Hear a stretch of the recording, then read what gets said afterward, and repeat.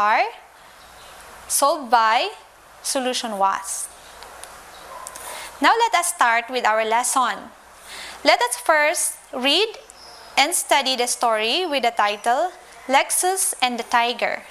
Let us see if you are a good reader. Let us read.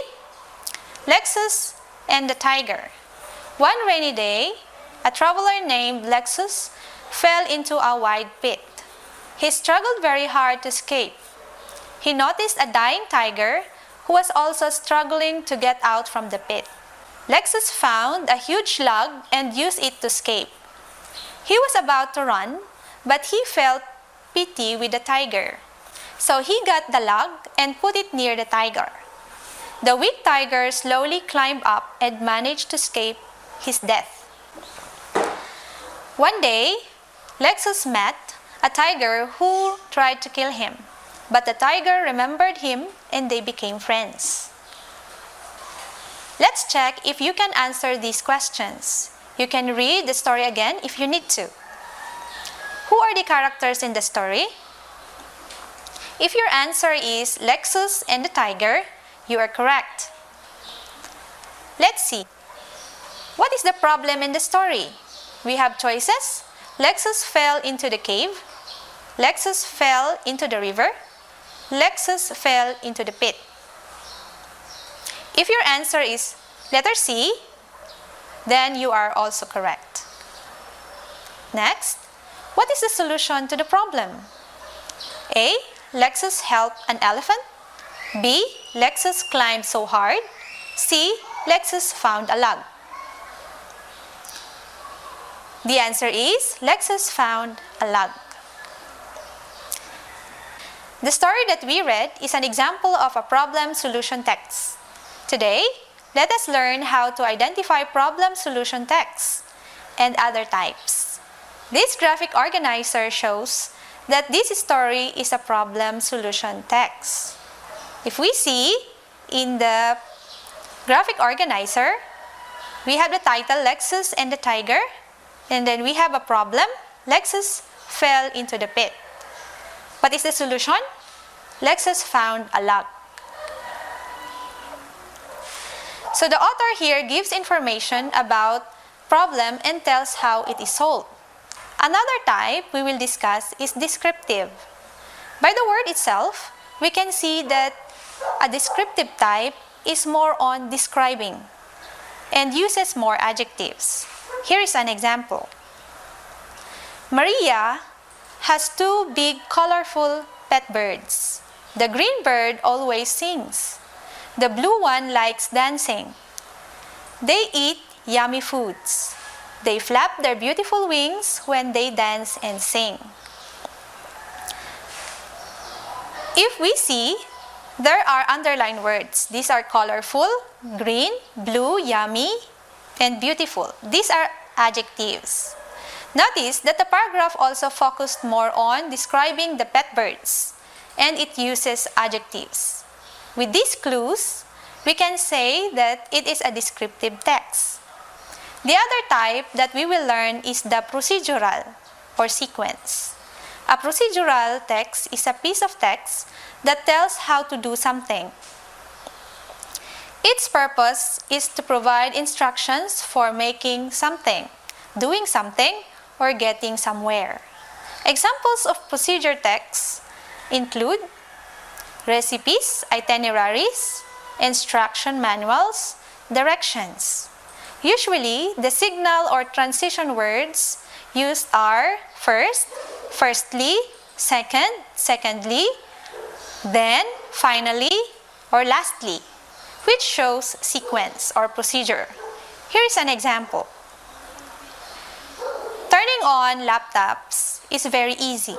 First, press the turn on button. Next, wait until the users appear.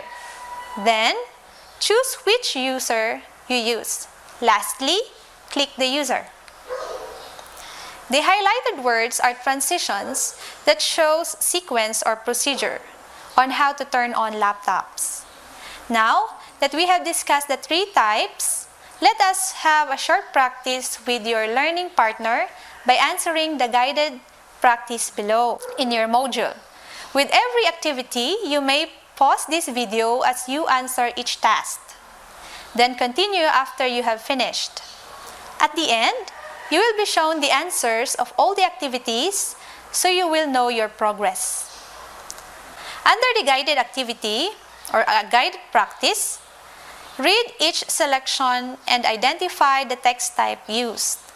Write them on your answer sheet. Clues are underlined for you. Remember to make your module and answer sheet clean. Under the independent practice, here is another task for you. In the previous exercise, you will have your learning buddy with you. However, in this task, you will have to do it on your own. Read carefully the selections below. Answer the questions that follow. Choose and write the correct letter of the answer from the choices given to you. You are doing great so far. Here is another one. Complete the sentences below to make them correct. Choose the words in the box. So you are almost done. Enjoy answering this another activity. Here in What I Can Do, fill the needed information in each graphic organizer based on the selection read. Let me guide on how you are going to do. Under the selection number 1, let us read, do you know how to fry fish? First, clean the fish. Next, put salt on it. Then, heat the oil in the pan. Lastly, put the fish in the pan and wait until it becomes golden brown. Here, you will write the procedure in the graphic organizer. What is the first thing you will do? Second, third, and last. Here in selection number 2, you will read the selection.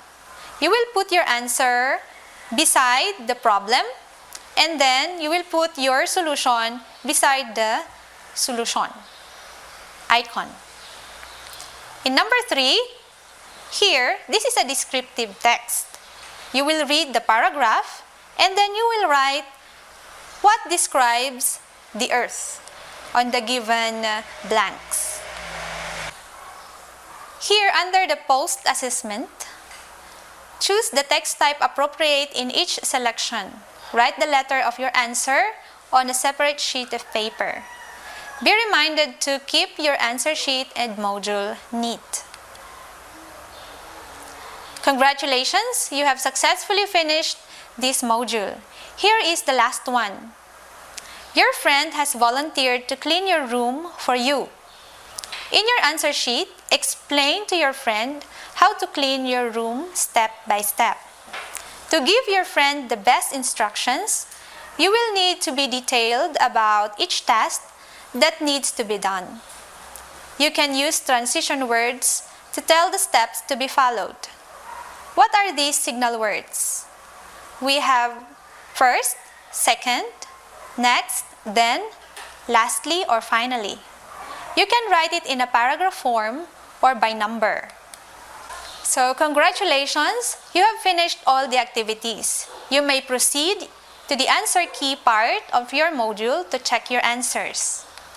If you have questions or clarifications about this lesson, you may contact your teachers. This is your module on identifying various types according to structure, purpose, and language features, problem and solution, description, procedural or sequence. I hope you have enjoyed answering each task. Again, congratulations, and thank you so much for listening. Have a good day. Hi! Welcome back to our mathematics class. I'm teacher Vanji. It's nice to meet you again. How are you today? Who is helping you in your studies? I guess your parents. To the parents or guardians, your support is very important because you are going to guide your child in doing the activities in this module. If your child is hard up in answering the activities, Then you are there to support and assist. Before you proceed, you have to answer just the same the questions in the What I Know page. A 10-item pre-test. If you are done, self-check your answers. Refer to the answer key on page 22. If you got all the correct answers, you may decide to skip this module. If you did not get a perfect score, you have to proceed with this module. Let's recall. Let me see if you can still remember how to name the fractional part of the shaded portion. Let's start with this model. Name the fractional part of the shaded portion. What's your answer? The answer is 2/12. Next, the correct answer is 4/8. Another, the correct answer is 1/4. Did you get the correct answers? I will give you 3 stars. Another question. What part of each group is shaded? The correct answer is 1/2. Next, the answer is 3/5. Did you get again correct answers? Another 2 stars from teacher. Now, let me see also if you can illustrate the following set of fractions using the given shapes. We will use this shape in illustrating 1/2 and 5/6.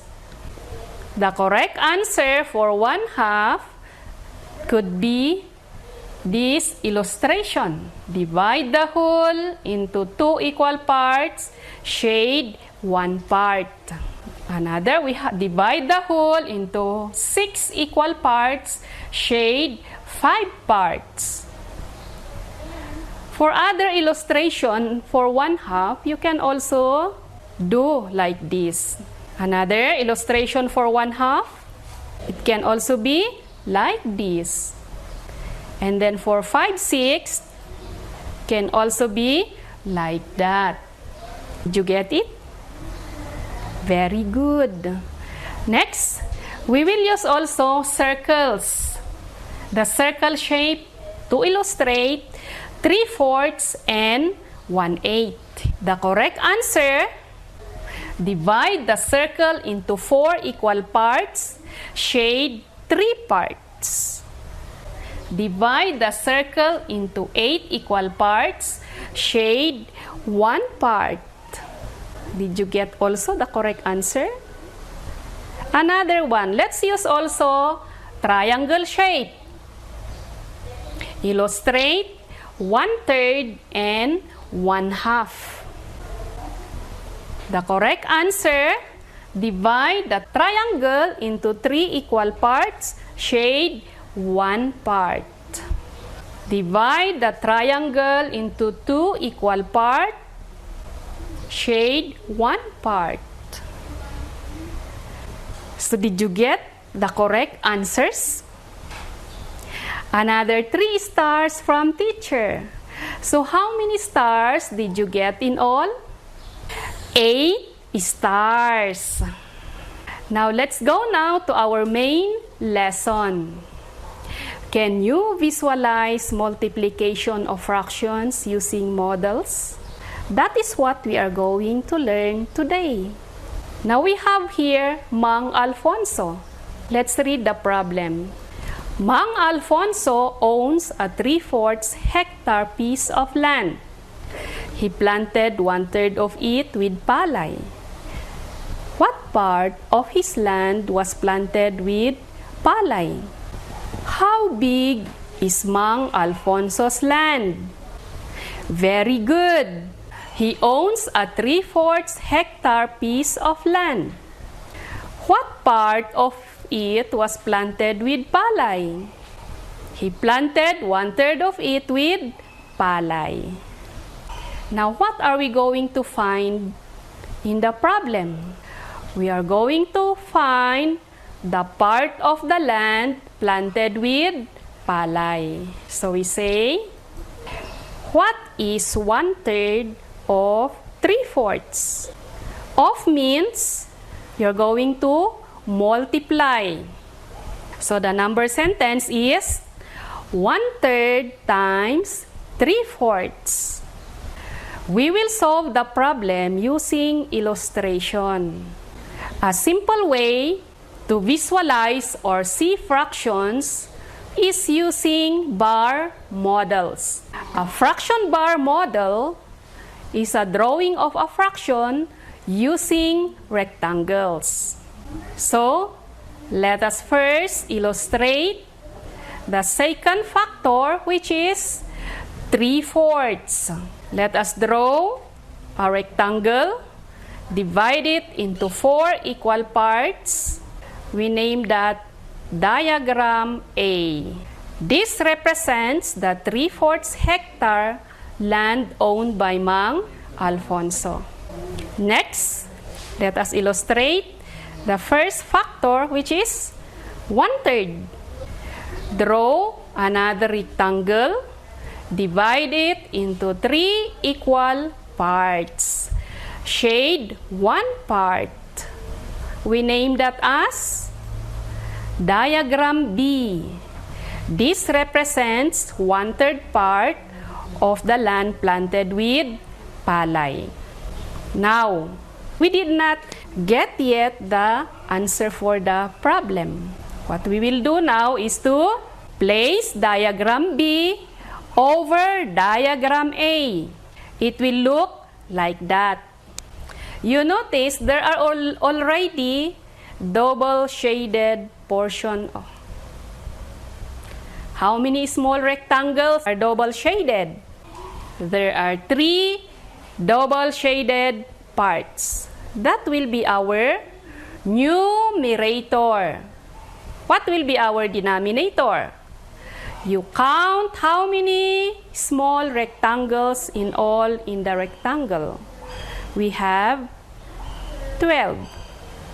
So the answer is 3/12. Now the double shaded represents the part of the land planted with palay, which is 3/12. Therefore, he planted 3/12 part of his land with palay. As you can see, there is only a little portion of the land planted with palay. Now let's try another example. 2/3 times 1/5. What's the first thing to do again? Let us illustrate the second factor, which is 1/5. Draw a rectangle. Divide it into 5 equal parts. And then shade one part. That represents 1/5. After that, to represent 2/3, use the same rectangle. Divide the rectangle into 3 equal parts like this. Then shade 2 parts in different direction. That represents 2/3. Can you see again a double shaded portion? The answer there is the area where both of the shadings overlap each other. As you can see, the shadings overlap at the lower left corner of the rectangle. How many double shaded parts? We have 2 small rectangles. How many small rectangles in all? 15 rectangles in all. So our answer is 2/15. Can you follow? Let's have another example. What is the product of 3 times 2 and 1/5? Let us illustrate 2 and 1/5 3 times. We have 1 whole, another 1 whole, and 1/5. So all in all, that is 2 and 1/5. Another one, 1 whole, 1 whole, 1/5. Another 2 and 1/5. Another one, 1 whole, 1 whole, and 1/5. That is 2 and 1/5. So how many 2 and 1/5 are there? We have 3. You have learned before that multiplication also is a repeated addition. So all in all, 2 and 1/5 plus 2 and 1/5 plus 2 and 1/5. You add first the whole numbers. 2 plus 2 plus 2 is equal to 6. 1/5 plus 1/5 plus 1/5, 3/5.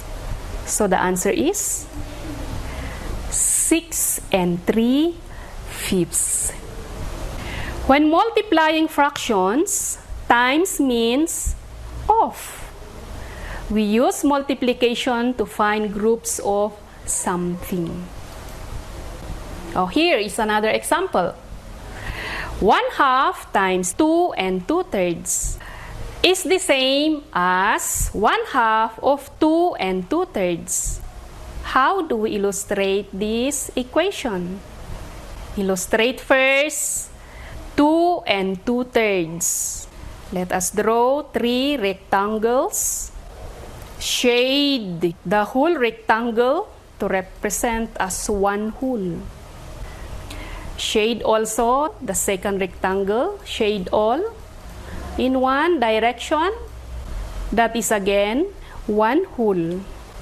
For the last rectangle, we are going to shade 2 parts to represent 2/3. How about this 1/2? Divide each rectangle into 2 equal parts. Look at it.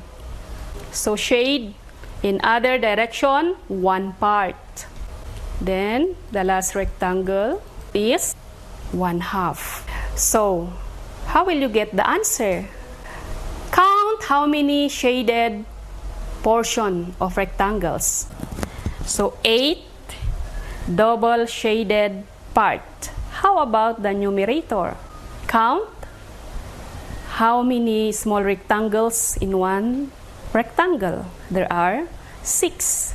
So our answer is 8/6. Simplify that. It will become 1 and 2, 6. Did you understand how to visualize multiplication of fractions? You can proceed now to what's more. There are 3 activities and 3 assessments in this page. After that, you can proceed to what I have learned. Then proceed to what I can do.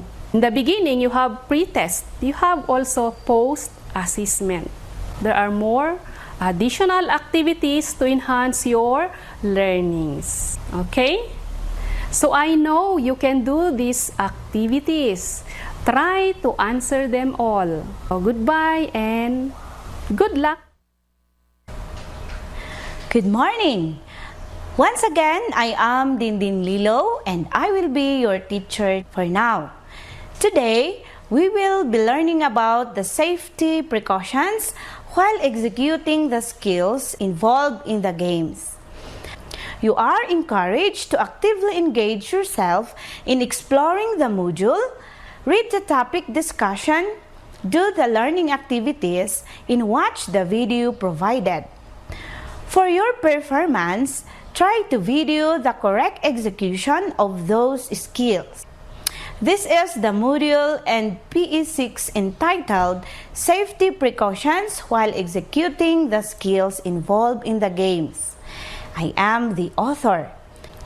After the lesson, you are expected to observe safety precautions and execute the different skills involved in the game. In our previous lessons, you have learned to describe the skills involved in target games, and striking or fielding games. Skills involved in target games were strategy and tactics, balance and footwork, focus and concentration, spatial and proximity, transferring and sending, hands and eyes accuracy, synchronization of the body parts, and power and speed. You also describe the skills involved in striking and or fielding games, which were the locomotor skills, non-locomotor skills, and manipulative skills. The pictures that I'm going to show you are needed for your safety during plays.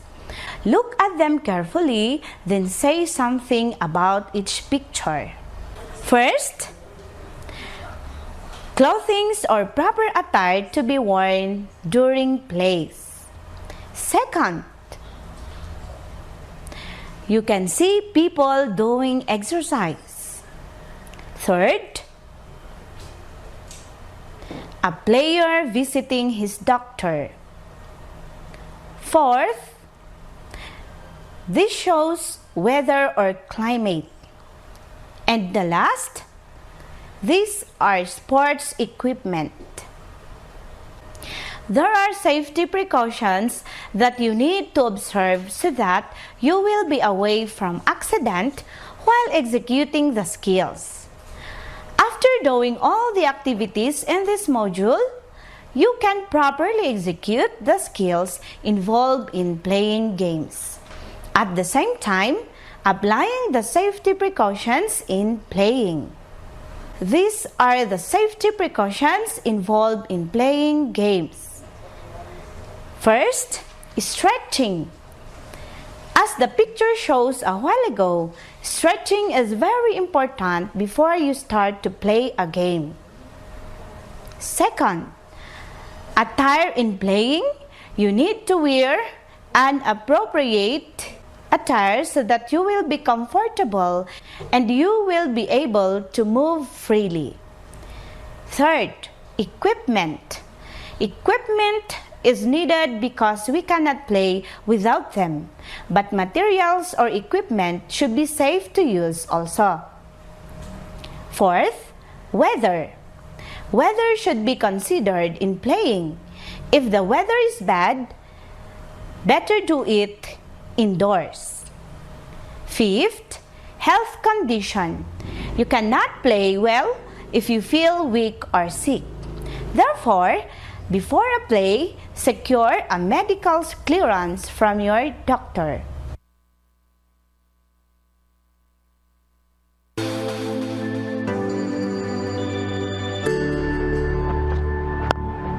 Oh, what a start. The half volley punches down the ground. Perfect on. Tapping my bat and my left foot shakes a little bit, like taps up and down my bat, and then once I'm in my position, I'm ready to go. I'm just watching the ball the whole way.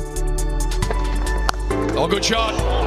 That's where he likes it. That's right in Aaron Finch's wheelhouse. It's about watching the ball, making sure that your movements are pretty small and pretty precise. And then as he gets closer, you sort of start switching focus from him to the ball, and then when he releases it, He sweeps well, very well. There's 4 of them. and then it's just pure reaction after that. That's nicely played. It's true! The Wanja lays back on a cut and picks up a ton.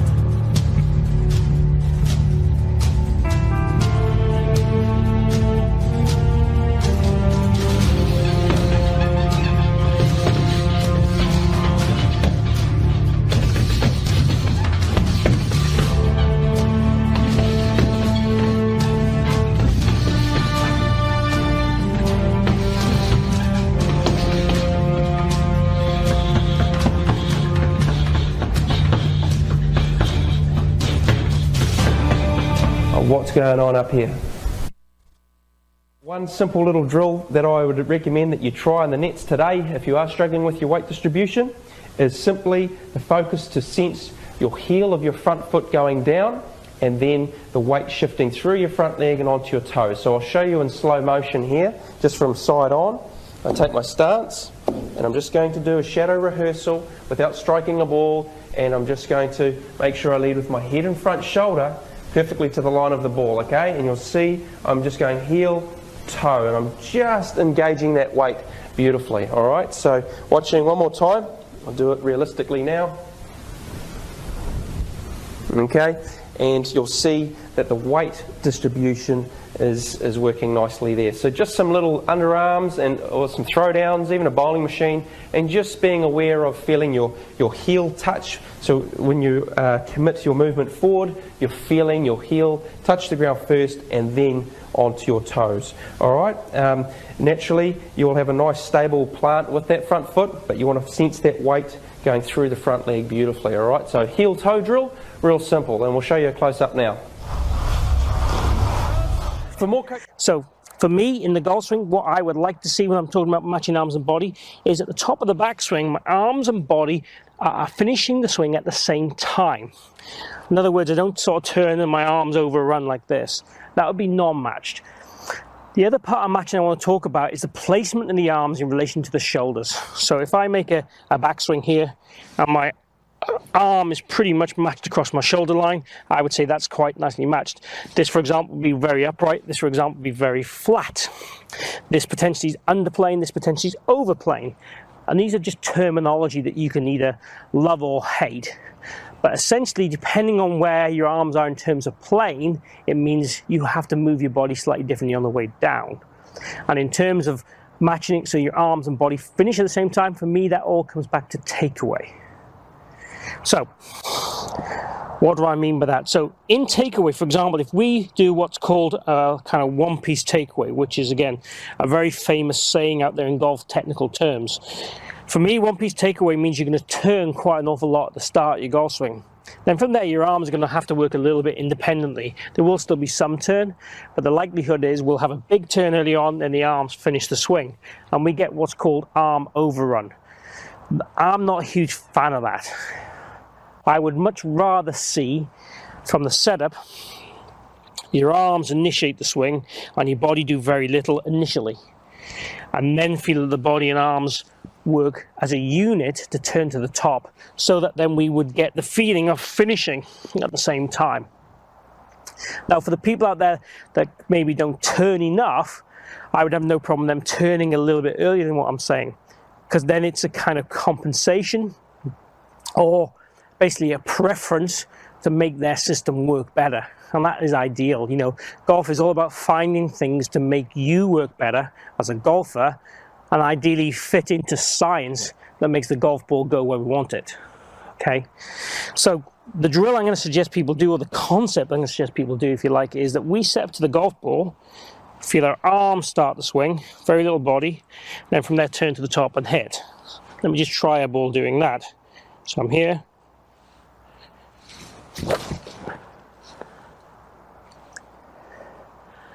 Okay, not bad. Now, whenever we break a swing down like that, contact sometimes becomes much harder to achieve. So if you are trying that for the first 2 or 3 shots, don't panic if the ball doesn't go dead straight and the contact isn't good. It doesn't matter. We need to look at the kind of bigger picture. Does it affect and change your swing in a positive way that's going to help you play better golf and shoot lower scores? In terms of the plane, again, if we get the right kind of connection from here, so the arm stays connected to the body as we turn, we should find the arm matches its line at the top in a much more efficient way.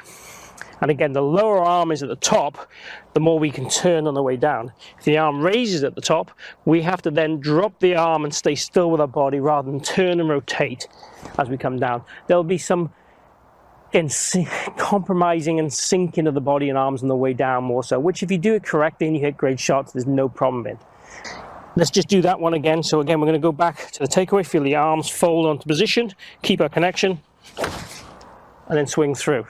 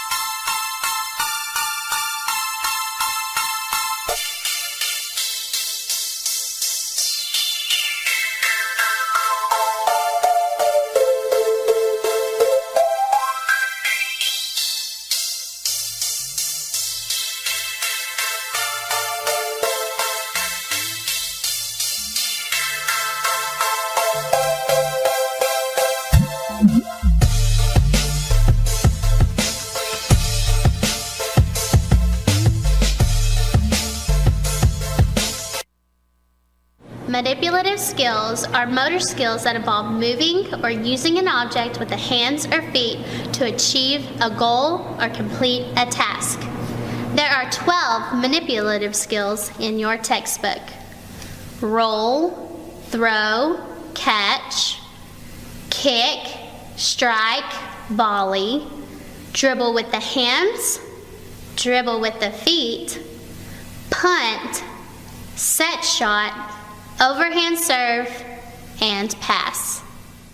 Roll, forcing an object or body to continuously turn over and over.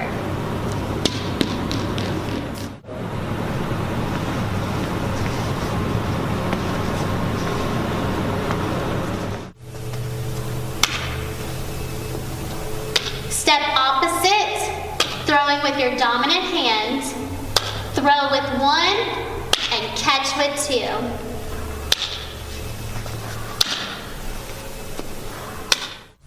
Kick, using the foot to impart force to an object. There are two types of kicks, laces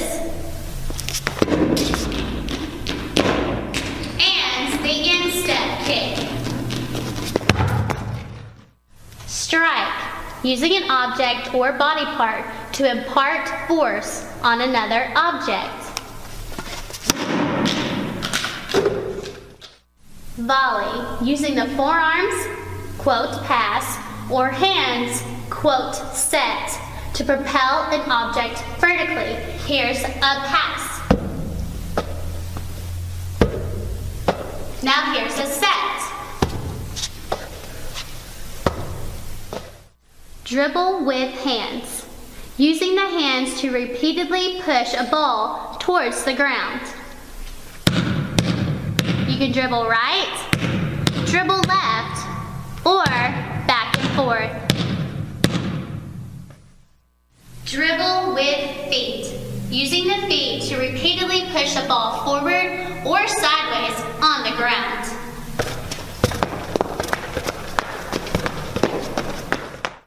Punt, dropping a ball from the hands, quote, drop to self, and kicking it into the air to propel it up and forward.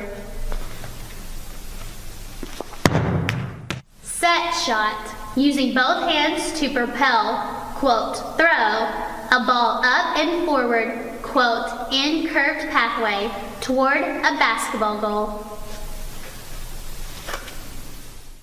Overhand serve, using the dominant hand to strike a ball, quote, above one's head after the ball is tossed.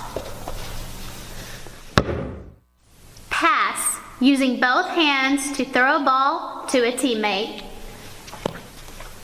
Chest pass.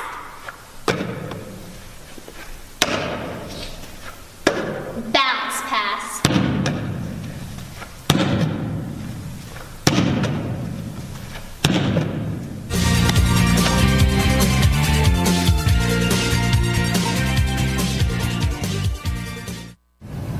The next thing I want to talk to you about is the transfer and throw. When I transfer and throw the ball, I don't want to think about catching the ball. When I think about catching the ball, I think about extension. What I want to think about is receiving the ball. Alligator arm. You don't want to extend this elbow to catch the ball when a runner's stealing a base. You want to catch that ball as deep as possible so that glove can start to turn towards the hand. Now, after we get that glove to turn the ball towards the hand, I want to grab the ball out of the glove. I don't want to flip. See what happens? I do not want to flip the ball. I want to transfer that ball to the hand and separate. I want to bring the elbow back right when I get that ball in my hand, and I want to separate the glove to get extension and reach so I can have something to pull with. The mindset here is bow and arrow. Now, some of the problems you'll see with young players is they'll take the ball out of the glove and start to either drop or extend back. The thing I want to really focus on is keeping this elbow, this throwing elbow, less than 90 degrees. Once you get this throwing elbow past 90 degrees, that's what we call extension. You want to keep this elbow inside 90 degrees. Elbow goes back first, ball comes around the ear, and the only time this elbow actually extends is out in front. That's how we stay short, that's how we stay quick, that's how we store that energy to release it on the finish. Now that we've talked about the transfer path and everything with the upper body, I want to focus on the lower half and the feet. If I'm throwing to second base, I want to start out by drawing myself a line from the back corner of the plate straight back. This is going to help me line my feet up to second base so that I'm not throwing with an open stance and not throwing with a closed stance. I want to focus on keeping my weight back. I want to focus on my knee being in front of my foot, the weight on my foot being on the inside of the foot, and being in a good power position to throw. Now we can stop right here, we can check ourselves, and make sure we're in that good power position. Now that we've talked about the upper half and the lower half in the transfer and throw, let's talk about the timing between the two. When I transfer the ball to this hand, I want it to happen before I shuffle this first foot. The more time I have with the ball, the better grip I'm going to get and the more accurate I'm going to be. If I wait until this foot hits and then rush my transfer, then I'm going to bobble, then I'm going to have a bad grip, then I'm going to make a bad throw. If I get that ball to the hand before that right foot hits the ground, then I'm going to be in a better position to throw the ball, make a better accurate throw, and make a harder throw. Here's how it looks.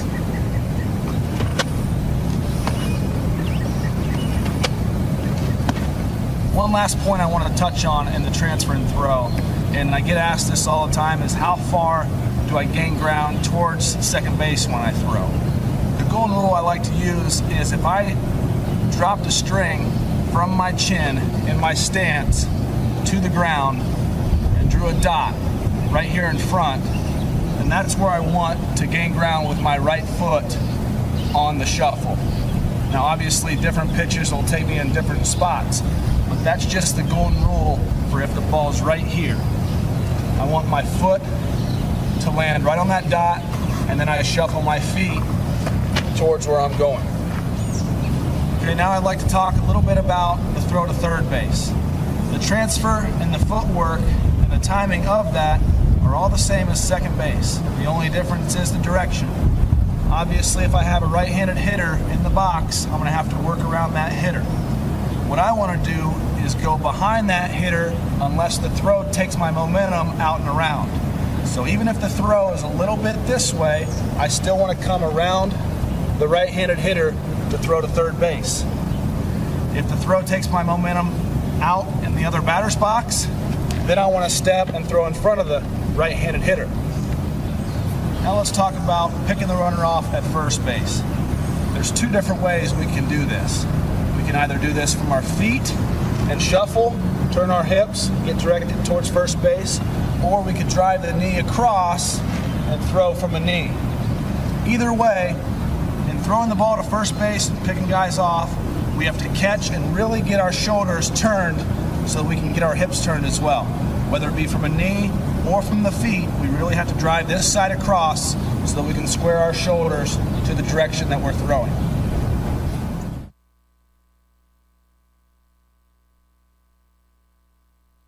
And now that we've talked about some of the transfer and throwing techniques, now I want to give you some of the drills that will make you more accurate, more consistent, and give you a lot more arm strength. Now the first drill I want to talk about, and it's the most simple drill we'll do, is the transfer and separate drill. What I want to do is go in with my index finger and my middle finger on top and separate. I don't want to turn that hand over and separate out like this because I'll get that little loop. What I want to do is stay more direct, so I go straight into the glove and separate. Notice my elbows are down. What that's going to do in the whole scheme of things is keep my butt down. If my elbows get up like this, my butt comes up and I get out in front of my hands. If I keep my elbows down and transfer the right way, my butt will stay down and I'll have a low center of gravity through the ball. So the drill, to make it simple, is just working on the hands transferring. Now the next drill I want to do is basically the same as the transfer and separate, but I've got a ball coming at me and I've got to work on receiving the ball. Don't reach. You want to alligator arm, keep it bent. That's a quicker route to the hand. And I'm going to do the same thing. I'm going to catch, transfer, and separate.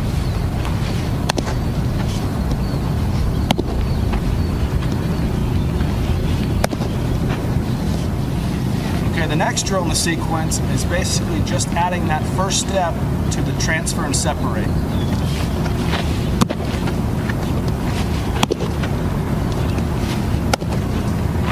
Basically, all I'm trying to do here is get the sequence down to get my transfer ahead of that first step. If I get my first step ahead of the transfer, then everything's thrown off from that point. I want to get the sequence down, transfer, step, and now we're going to go to the next step. Now that we have our first step down after the transfer and separate, we're going to incorporate that second step. Make sure we get in line with second base. That's what we're working on here. Getting in line to second base, transfer, step, step.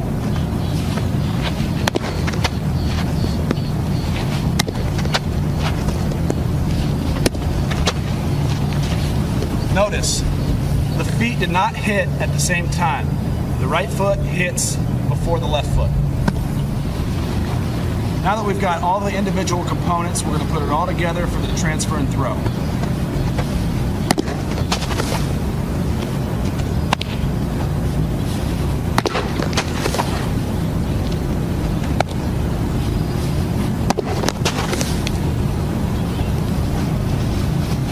Now, an extra tool you can use when working on your transfer and shuffle is the medicine ball.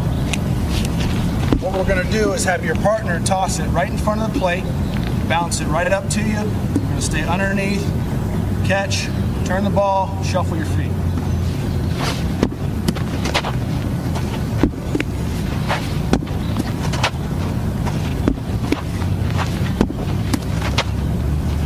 Notice, I gained a little bit of ground forward, but my left foot never went past the plate.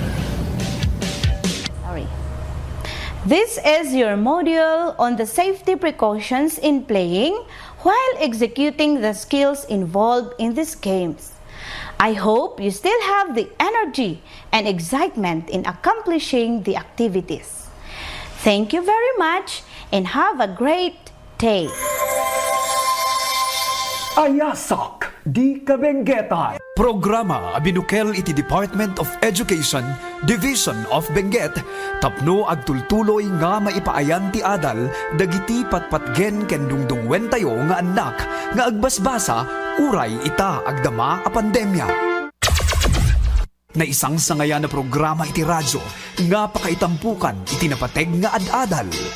Ad-adal nga mainaig iti panagbasa ti anak tayo, ama ibinsa-binsa, babaen iti panangipalpalawag, dagiti nasisirib ken nasasariri nga manursuro. Isuda, dagiti mamaestra ken mamaestro tayo, iti DEP-ED Benguet, nga inkay makadkadwa iti tangatang. Isagsagot kada kayo iti Department of Education, Division of Benguet, ken daytoy nga istasyon. Ayasak Di Kabenguetan.